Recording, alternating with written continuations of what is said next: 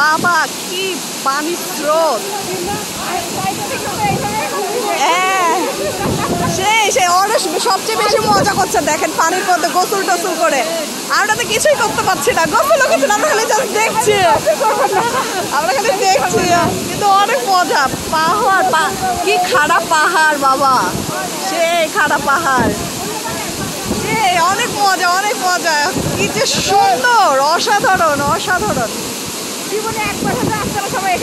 হ্যাঁ অবশ্যই বর্ষাকালে আসবেন, বর্ষাকাল ছাড়া এই পানি পাবেন না, এই ঝর্ণার স্বাদটা মজা নিতে পারবেন না, এর ভিউটাও নিতে পারবেন না। বর্ষার সময় আসতে হবে, বৃষ্টির সাথে সাথে ঝর্ণার পানি, পানি কি স্রোত বাবা রে বাবা, খুবই সুন্দর খুবই সুন্দর।